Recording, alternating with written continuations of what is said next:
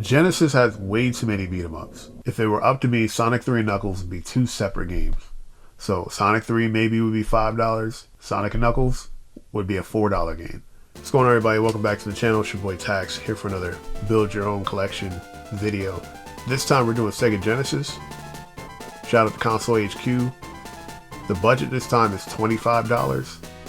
We're going to try to use all the budget, but admittedly, we're probably not. We're also going to choose these based on the ideal conditions. You have people to play multiplayer games with or whatever the case is. Any add-ons or whatever that you need, they're there too. So $5 tier. Wow, this is a very tough $5 tier. And I can see why they actually upped the budget at $25. Definitely get Streets of Rage 2. Classic beat 'em up. My brother and I played the hell out of that when we were kids. Sonic 2 as well. Classic.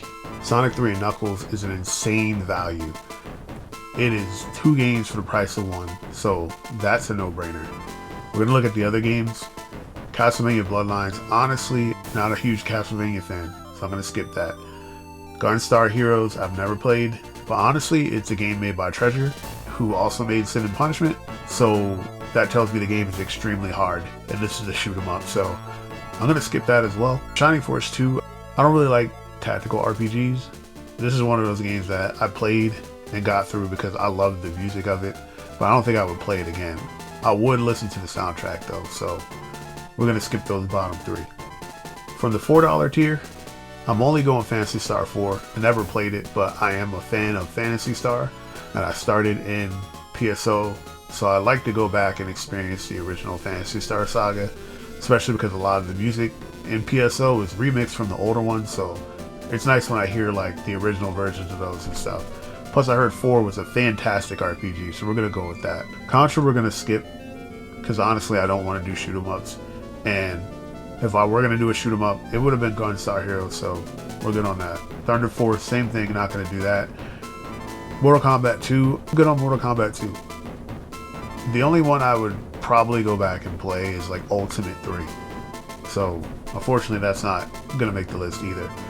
And then Shinobi 3, I imagine it's a good game. I never played it, but Genesis has way too many beat 'em ups. I don't really want any beat 'em ups per se. Yes, I got Streets of Rage 2, but that's the exception. That's still a phenomenal game, and the soundtrack is fire. Phantasy Star 4 is the only one we're going to grab for the $4 tier. So now we're looking at a total of $19, $6 left from the $3 tier. We're going to go with NBA Jam because honestly, this is the best version of the original NBA Jam. It's better than the Super Nintendo version. While the Super Nintendo has better graphics, like this just is more arcade perfect. And I didn't know that you could also use a multi-tap and do 4 players on this one, so that'd be kind of fire to do. Just to round out the rest of the list, I'm going to go with Sonic 1. I think it deserves a spot on this, not necessarily because I want it per se, but you might as well get it because you have the rest of the Sonic collection, and it's still a good game. It's just not as good as 2 or 3. And Knuckles, or CD if this were on this list, but obviously it's not. With that last $6 being allocated, we're going to round out this list. To be honest, the rest of the tiers, it's just beat 'em ups. It's beat 'em ups, and then there's like Echo the Dolphin. Sure, I could pick Streets of Rage 1, but honestly 2 is superior in every way. Yeah, I just wouldn't go with those. So let's just recap. From the $5 tier, we're looking at Streets of Rage 2, Sonic the Hedgehog 2, Sonic 3 and Knuckles. From the $4 tier, we're looking at Phantasy Star 4. And then from the $3 tier, NBA Jam and Sonic the Hedgehog. This was an easier list than the last list I did. I think if they cut it back to $21, it would have been more difficult. But to give the extra $5 just made sure that I had enough to get like half of the $5 tier.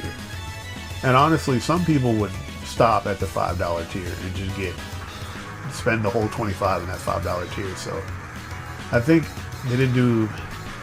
I think the games could have been allocated a little bit better to give people like more variety or have to put more thought into their list. If they were up to me, Sonic 3 and Knuckles would be 2 separate games.